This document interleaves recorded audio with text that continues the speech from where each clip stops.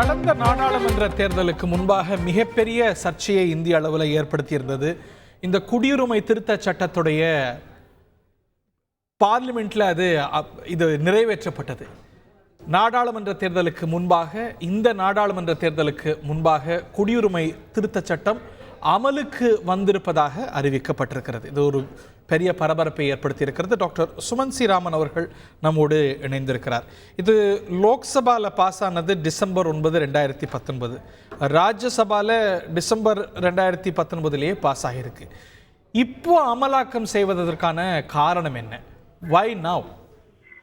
இல்ல, அதிலிருந்து வரக்கூடிய அரசியல் ஆதாயத்தை எடுத்துக்கலாம் தேர்தல்ல அப்படிங்கிற ஒரு எண்ணம் தான் இருக்குமே தவிர வேற எந்த ஒரு காரணமும் இல்லை. ஏன்னா கிட்டத்தட்ட 5 ஆண்டு காலம் அதுல நோட்டிபிகேஷன் இல்லாமல் இவ்வளவு ஒரு சர்ச்சை கிளப்பிய ஒரு விஷயத்தை சில வாரங்களுக்கு முன்புதான் பேச ஆரம்பித்தார்கள். சிஏஏ அமல்படுத்தப்படும், நோட்டிபிகேஷன் வந்துரும் தேர்தலுக்கு முன்னாடி என்று.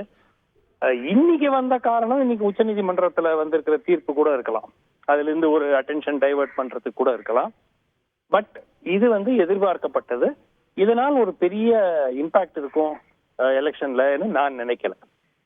இல்லை, இதனால என்ன நெகட்டிவ் இம்பேக்ட் இருக்க முடியும்? இப்போ இன்னைக்கு பாகிஸ்தான், ஆப்கானிஸ்தான், வங்கதேசம் இந்த மாதிரி நாடுகள்லேருந்து வர பெர்சிக்யூஷன் மைனாரிட்டிஸுக்கு சிட்டிசன்ஷிப் கொடுக்கக்கூடிய சட்டம் ஒரு சில 1000 பேருக்கு அதிகபட்சமாக பலன் இருக்கக்கூடும்.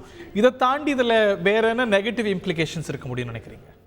இல்ல, மத அடிப்படையில் இது செய்யப்படுகிறது அப்படிங்கிற பேசிஸ் பிரச்சனை உண்டாக்கிய ஒன்று. ரெண்டாவது, இந்த சிஏஏ மட்டும் அமல்படுத்துவதில் பிரச்சனை பெரிய பிரச்சனை இல்லை. கூட என்ஆர்சி பின்னாடி வருது அப்படின்னு இந்த நேஷனல் ரெஜிஸ்டர் ஆஃப் சிட்டிசன்ஸ், அந்த பிரச்சனை தான் இந்த சிஏஏ உடன் கம்பைன் பண்ணும்போது மிகப்பெரிய ஒரு ஆபத்து சிறுபான்மையினருக்கு அப்படிங்கிற ரீதியாக பார்க்கப்பட்டது. ஸோ என்னை பொறுத்த வரைக்கும் இதனுடைய எலக்ட்ரல் டிவிடெண்ட் ஏற்கனவே பெறப்பட்டு விட்டது. இது ஒரு பெரிய இம்பாக்டோ தாக்கத்தையோ இந்த தேர்தலில் ஏற்படுத்தும் என்று நான் நினைக்கவில்லை. இடைப்பட்ட காலம் 5 ஆண்டு காலம். இதில் இதனது நோக்கம் பர்சிக்யூட்டட் மைனாரிட்டிஸுக்கு சிட்டிசன்ஷிப் கொடுப்பது, அவங்களை அடுத்த கட்டத்துக்கு உயர்த்துவது அப்படின்னா இடைப்பட்ட காலத்தில் செஞ்சிருக்க முடியும் தானே? பிகாஸ் இது இன்னைக்கு இதனது அமலாக்கம் அப்படிங்கிறது இந்த ஸ்ட்ரோக் ஆஃப் பென் வந்திருக்கு. இதை இடைப்பட்ட காலத்திலேயே செஞ்சிருக்க முடியும் தானே? ஏற்கனவே இதற்கு வழி இருக்கிறது. அதாவது இந்த சிஏஏ இல்லாமலே ஒரு அகதியாக வரக்கூடிய ஒரு நபர் அண்டை நாடுகளிலிருந்து அவர் இந்தியா ஏற்றுக்கொள்ள வேண்டும் என்றால் அதுக்கு அப்ளிகேஷன் ப்ராசஸ் ஏற்கனவே இருக்கே.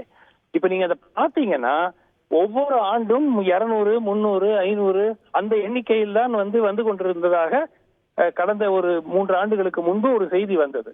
சோ இது அப்படியே ஒரு ஃபிளட்டா ஆயிரக்கணக்கில் லட்சக்கணக்கில் கொண்டிருக்கிறார்கள் என்று அர்த்தம் இல்லை. அந்த மாதிரி எண்ணிக்கையில இது வரைக்கும் செய்யவும் இல்லை. கோயிங் ஃபார்வர்டும் அந்த மாதிரி எண்ணிக்கையில வரப்போவதாக நான் பார்க்கவில்லை. ஆனால் இது ஒரு பொலிட்டிக்கல் கேம். இந்த டேட்டுக்குள்ள வந்தவங்களுக்கு தான் citizenship, if I am not mistaken.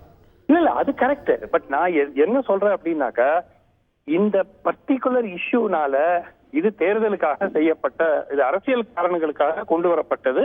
அரசியல் காரணங்களுக்காக இப்ப நோட்டிபிகேஷன் வந்திருக்கு, தேர்தலுக்காக வாக்குகளை அறுவடை செய்ய வேண்டும் என்று.